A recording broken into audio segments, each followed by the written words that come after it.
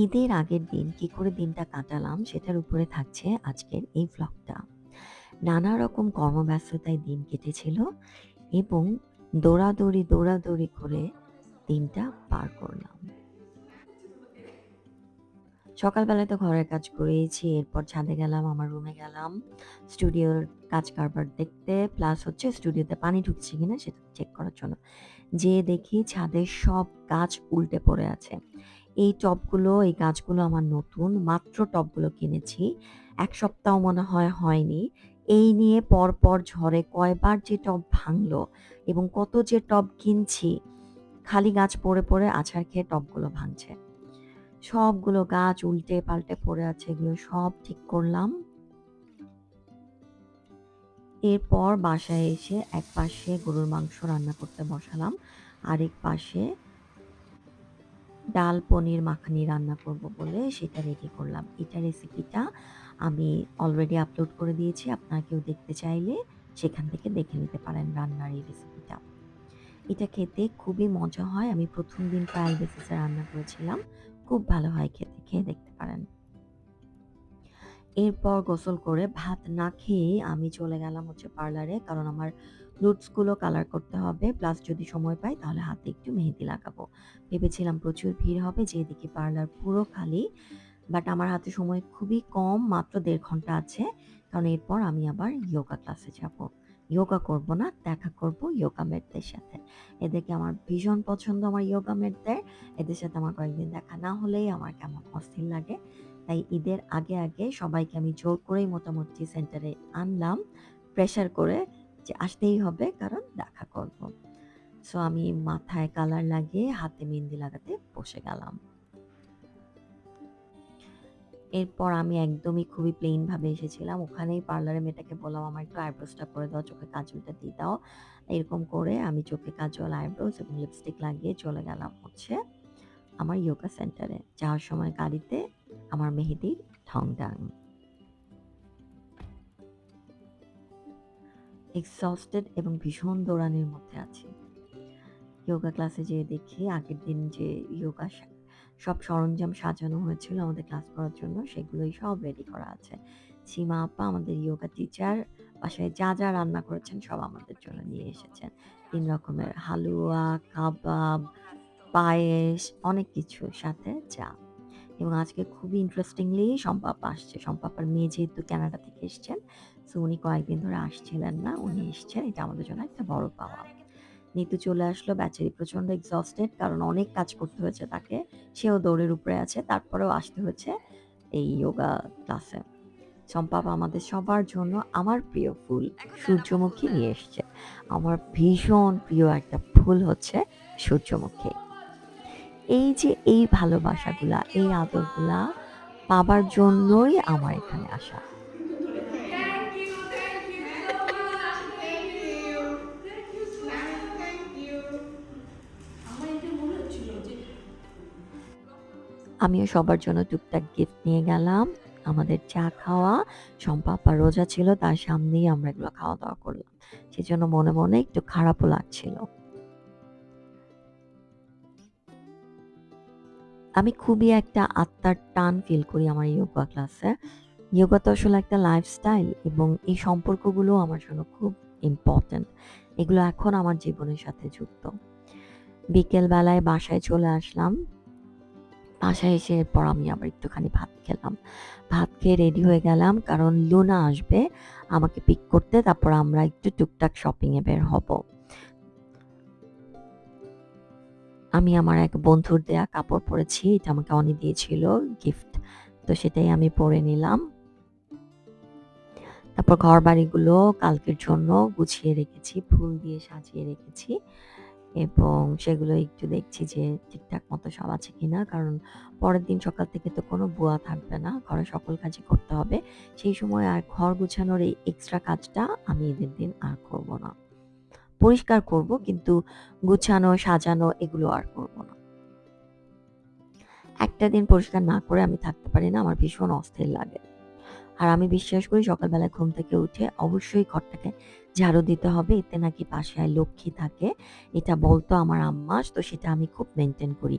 বাসা থেকে বের হওয়ার আগেই ঘরটা ঝাড়ু দিয়ে ফেলার কাজটা শেষ করে ফেলি। জীবনে এরকম ছোটখাটো অনেক ধরনের কুসংস্কার আমি মেনে চলি।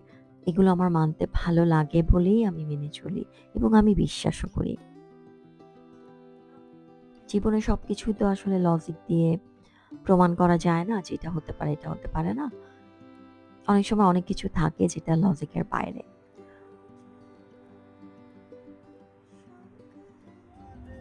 এরপর লুনা আসলো। আমরা চলে যাচ্ছি বনানীতে এবং আমরা বনানীতে একটা পাকিস্তানি দোকানে যাবো। লুনার মেয়ে আম থাকে মালয়েশিয়াতে। ও এখনো আসেনি। ও আসবে ৯-১০ তারিখে। ওর জন্য কাপড় কিনতে যাওয়া হবে। সেই কাপড় পাঠিয়েছে মাকে ইনবক্সে ডিজাইন যে ওটা যেয়ে নিয়ে আসো, নাহলে শেষ হয়ে যাবে। তো আমরা আবার নওশীদকে সাথে ফোন করলাম যে, "তুমি যদি থাকো তোমাকে তাহলে পিক করে নেই। চলো একটা ছোটখাটো হ্যাং আউট করি।" আমাদের একটা বড় গ্রুপ, কিন্তু এই গ্রুপে সবাই অনেক বেশি ব্যস্ত থাকে। আমি লুনাকে এবং নওশীদকে যখনই বলি যে চলো বের হই, দুজনেই সবসময় রাজি হয়ে যায়। এইজন্য আমি সবসময় প্রেফার করি এই দুজনের সাথেই বের হতে। কারণ ওই বারবার বলো কখন যাব না, টাইম মেলানো, এগুলো একটা পর্যায়ে যেয়ে আসলে একটু ঝামেলা লাগে। কারণ মানে মানে হঠাৎ করে বের হওয়ার জন্য, ফুটফাট করে বের হওয়ার জন্য কিছু ফ্রেন্ডস লাগে যে আমি ফোন করলাম বা আমি বললাম সাথে সে আমাকে পিক করে নিল বা সাথে আমার সাথে বের হয়ে গেল। এটা একটা আমার খুব ভালো লাগার বিষয় যে হঠাৎ করে বের হয়ে যাওয়া, বললাম কেউ না কেউ চলে আসলো, বের হলাম। একু এরকম করেই কিন্তু আসলে বন্ধুত্ব তৈরি হয়, বন্ধুত্ব গাঢ় হয়, ভালো লাগে। তো যাই হোক, আমি তো পাকিস্তানি কোনো ডিজাইনারের নাম জানি না। এখানে আগানুর থেকে শুরু করে আম জারা নূর বা জারা শেখ কি জানি ছিল। অনেক নাম, খুবই কঠিন নাম। বেশিরভাগ নামই আমি জানি না। সো শপিং করলাম, কাপড় কিনলাম আমরা। তারপর চলে গেলাম হচ্ছে হোমটেক্সে। অ্যাজ ইউজুয়ালি আমি যেয়ে ঘরের এসেন্স নিয়ে পড়ে গেলাম। তারপর একটা এসেন্স কিনে আনলাম। এগুলোই আমার কাজ। আমি তো ঘরের জিনিস সবসময় খুব পছন্দ করি কাপড়-চোপড় কেনার চাইতে। এগুলোর প্রতি আমার আগ্রহ সবসময় একটু বেশিই থাকে। আমি যেখানেই যাই সবসময় একটু কিছু না কিছু কেনাকাটা করি। ঈদের আগের দিন লাস্ট টাইমে আমরা খুব টেম্পটেড ফিল করলাম এই দোকানে ঢুকে।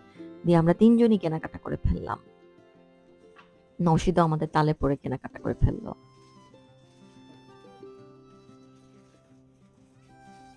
টাকা খুব জরুরি একটা বিষয়। এই যে যখন যা মন চায় টুকটাক কিনে ফেলার জন্য কিছুটা খরচ করার মতো টাকা হাতে থাকলে বা জীবনে থাকলে সেটা আসলে ভালো লাগে। টাকা একেবারে গুরুত্বপূর্ণ না তা কিন্তু না। টাকা গুরুত্বপূর্ণ জীবনের জন্য। এরপর আমরা চলে গেলাম বনানী সুপারমার্কেটে। আমার জামদানি শাড়ি পরার জন্য আমি একটা পেটিকোট খুঁজছি। সেটা কিনেছি কিন্তু কালারটা আসলে ম্যাচ করেনি। তো আবার আমি এখানে খুঁজতে আসলাম। প্রায় এখানে সব দোকানই অলমোস্ট বন্ধ হয়ে গেছে। এবং আমি যেহেতু একটা লং ড্রেস পরা, সেটা আমি হাত দিয়ে তুলে লুঙ্গির মতো করে ধরে হাঁটছি। এইজন্য আমার বান্ধবীরা আমাকে ভীষণ পচাচ্ছে। এরপর আমরা ডেলিফ্রান্সে চলে গেলাম হচ্ছে ব্রেকফাস্ট খেতে রাত 10:30-11টার সময়। আমরা এখানে ডিনার করব। অনেক লেট ডিনার। লেট ডিনার খাওয়া করা খুব একটা উচিত না। কারণ ফুডটা হজম হয় না। এটা জেনে শুনেও আমরা লেট ডিনার করতেই বসলাম। এবং ডিনার করতে যেয়ে আমরা আসলে মেনু থেকে আমাদের ব্রেকফাস্ট আইটেমগুলো খুব পছন্দ হলো। এখানে আমি আগেও খেয়েছি। আমার এদের খাবার ভালো লাগে। এদেরই আরেকটা শাখা আছে উত্তরাতে, ওইটা একেবারে থার্ড ক্লাস। মানে চরম থার্ড ক্লাস। খাওয়া থেকে শুরু করে এনভায়রনমেন্ট। আর গুলশান ২ এরটা ১ থেকে মানে ২ থেকে ১ এ যাওয়ার পথে সেটা বেশ ভালো। সো আমরা রাত ১১টার সময় খেতে বসলাম ব্রেকফাস্ট এবং খুবই মজা করে আড্ডা মারতে ব্রেকফাস্ট খেলাম। এর মধ্যে ফোনে আমরা দুজনই দুজনের স্বামীর সাথে একচোট ঝগড়া এবং চিল্লাচিল্লি করে নিলাম। কারণ আমি তো বাইরে বেরিয়ে গেছি। আমি তো জানি না বাসায় কি চলছে। সো আমার হাসব্যান্ডকে তার বস খুঁজছে এবং তার জুনিয়ররা খুঁজছে। বিকজ তাকে পাওয়া যাচ্ছে না ফোনে সন্ধ্যার পর থেকে। সে মেডিটেশন এ বসেছে এবং লম্বা মেডিটেশন। সো আমি তো চলে এসেছি। এখানে আমাকে খালেদের ওয়াইফ ফোন করলো যে, "ভাবি আপনি কোথায়? ভাইয়া কি আপনার সাথে আছে? ঈদ মোবারক।" হ্যানা-ত্যানা। তারপর আমি বুঝলাম যে এই লোককে পাওয়া যাচ্ছে না। এবং আমার খুবই মেজাজ খারাপ হলো কারণ তার বসের সাথে আমার বিকাল বেলায় কথা হয়েছে যে, "মিথুন জিমে আসলে আমি বলছি কল দিতে।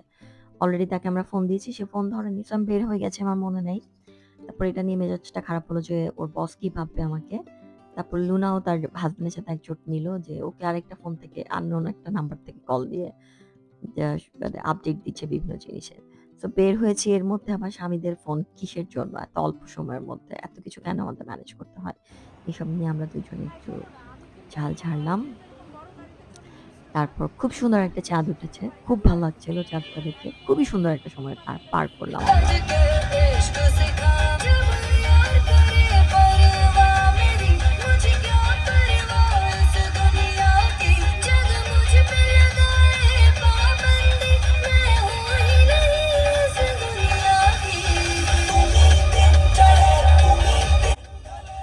গান শুনতে, শুনতে রাতের বেলা ঘুরতে পারলে খুব ভালো লাগে। এটা আমার একটা পছন্দের বিষয়। সো আমি আর লুনা গান শুনতে, শুনতে বাসার দিকে চলে গেলাম।